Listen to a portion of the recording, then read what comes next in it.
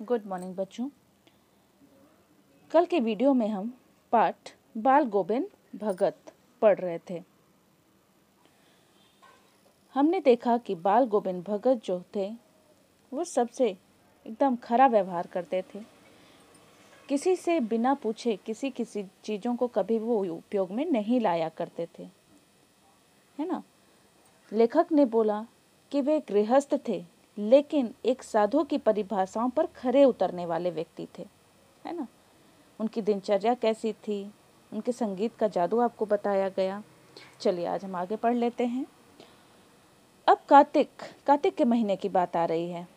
कार्तिक आया नहीं कि बाल गोविंद भगत की प्रभातियां शुरू हो गईं। प्रभातियां जो है बेटा, छोटे बच्चों को सुबह उठाने के लिए गाई जाती थी और उसमें तरह तरह की रचनाएं होती थी। जोत, उत्साह, उमंग, है ना, सारी चीज़ों से भरी हुई ये रचनाएं रहती थीं। तो कार्तिक के महीने में वो बाल गोविंद भगत जो थे उनकी प्रभातियां शुरू हो जाती। तो कब तक गाते? फागुन तक चला करती थी। इन दिनों वह सवेरे ही उठते। न जाने किस वक्त जागकर वह नदी स्नान को चले जाते और गांव से जो लगभग 2 मील की दूरी पर था वहां से वो नहा धोकर लौटते और गांव के बाहर ही पोखरे के ऊंचे भिंडे पर एक ऊंचा स्थान बना था, वहां बैठ जाते और अपनी खंजड़ी लेकर बैठते और अपने गाने टेरने लगते, मतलब जोर जोर से गाना शुरू कर देते।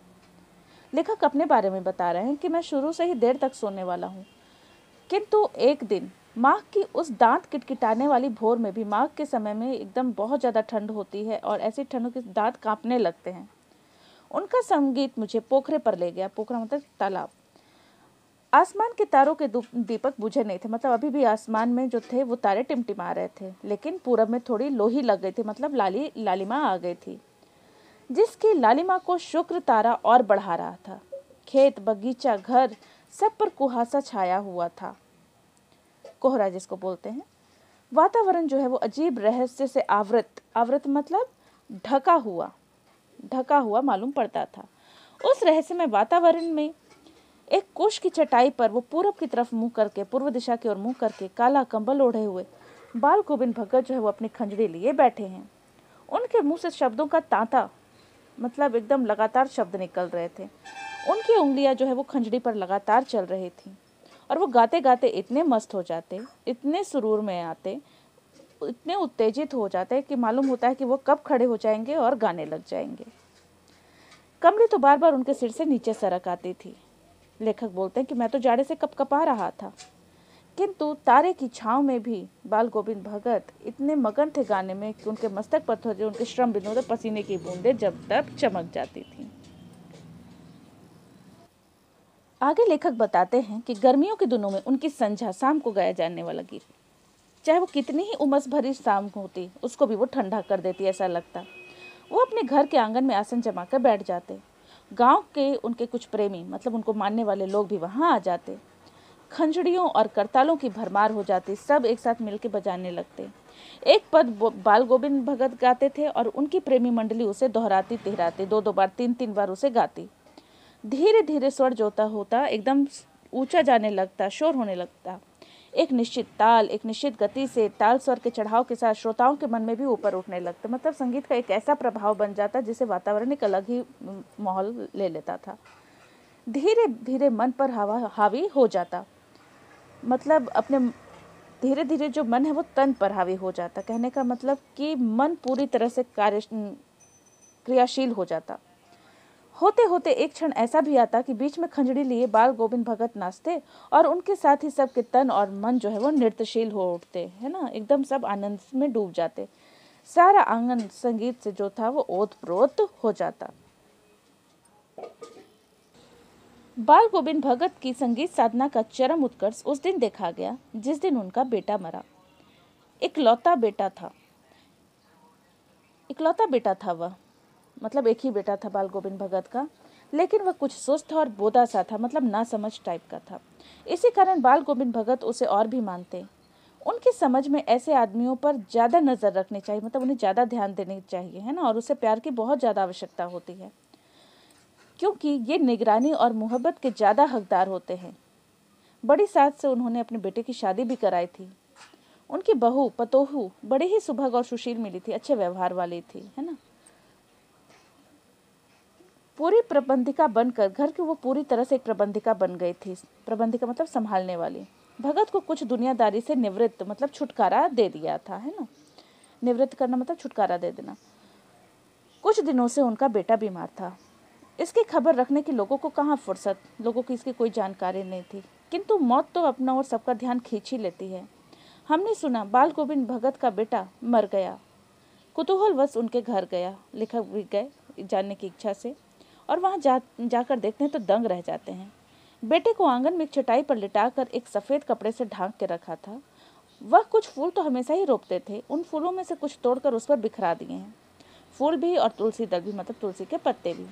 सिरहाने पर एक चिराग जलाकर रखा हुआ है और उसके सामने जमीन पर ही आसन जमाए गीत गाए चले जा रहे हैं। वही पुराना स्वर, वही पुरानी तल्लीनता, एकदम मग्न है गाने में। घर में पतोहू रो रही है, जिसे गांव की स्त्रियां चुप कराने की कोशिश कर रही हैं, किंतु बाल गोविंद भगत जो है वो गाए जा रहे हैं। हाँ, गाते गाते कभी पतोहू के नजदीक भी चले जाते और उसे रोने के बदले उत्सव मनाने को कहते। उनका क्या कहना था, आत्मा परमात्मा के पास चली गई है, विरहनी अपने प्रेमी से जा मिली है, भला इससे बढ़कर आनंद की कौन सी दूसरी बात हो सकती है। मैं कभी कभी सोचता यह पागल तो नहीं हो गए, लेखक ऐसा बोल रहे हैं, किंतु नहीं, वह जो कुछ कह रहे थे उसमें उनका विश्वास बोल रहा था, वह चरम विश्वास जो हमेशा ही मृत्यु पर विजयी होता आया है। यहाँ पे देखिएगा बेटा, इस पैराग्राफ में सामाजिक रूढ़ियों पर भी प्रहार किया गया है इस पाठ में। बेटे के क्रिया कर्म में तुल नहीं किया, कोई जिद नहीं की, पतोहू से ही आग दिलाई उसकी, है ना। कोई भी नियम कानून को ताक पर रख के उन्होंने अपने बेटे की चिता को अग्नि किसे दिलवाई, पतोहू से ही दिलवाई, अपनी बहू से दिल तक। किंतु ज्यों ही श्राद्ध की अवधि पूरी हो गई, पतोहू के भाई को बुलाकर उसके साथ कर दिया और साथ में यह आदेश दिया कि इसकी दूसरी शादी करा देना। इधर जो उनकी बहू थी वो रो रो कर कहती, मैं चली जाऊंगी तो बुढ़ापे में कौन आपके लिए भोजन बनाएगा, बीमार पड़े तो कौन एक चुल्लू पानी भी देगा, मैं पैर पड़ती हूँ, मुझे अपने चरणों से अलग नहीं कीजिए। लेकिन भगत का जो निर्णय था वो अटल था, उसे बदला नहीं जा सकता था। तू जा, नहीं तो मैं ही इस घर को छोड़कर चल दूंगा। यह थी उनकी आखिरी दलील, और इस दलील के आगे बेचारी की क्या चलती, उसे जाना पड़ा। बाल गोविंद भगत की मौत जो थी वो उन्हीं के अनुरूप हुई, उन्हीं के अनुसार हुई। वह हर वर्ष गंगा स्नान करने जाते।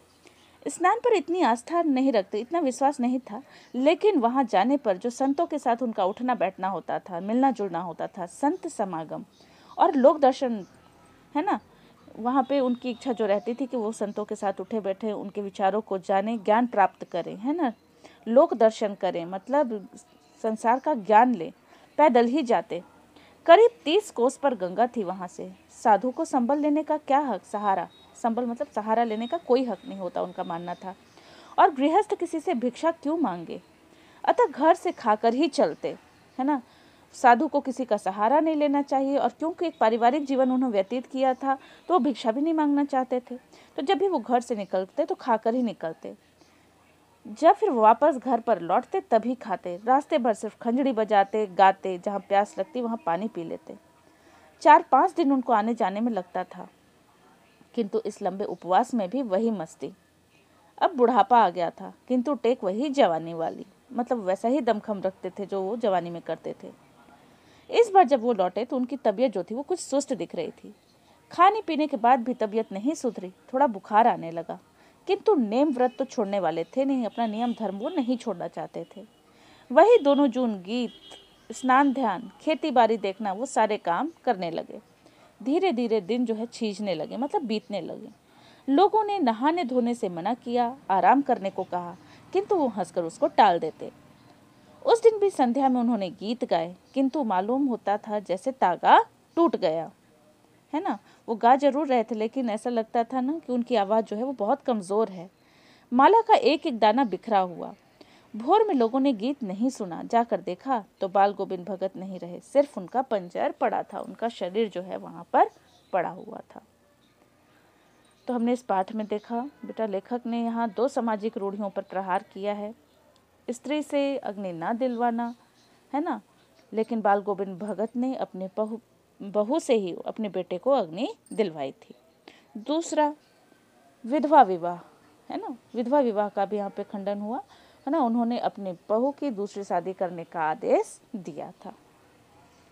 तो ये था आपका पाठ बाल गोविंद भगत, है ना। इसे ध्यान से पढ़ें और समझें। धन्यवाद।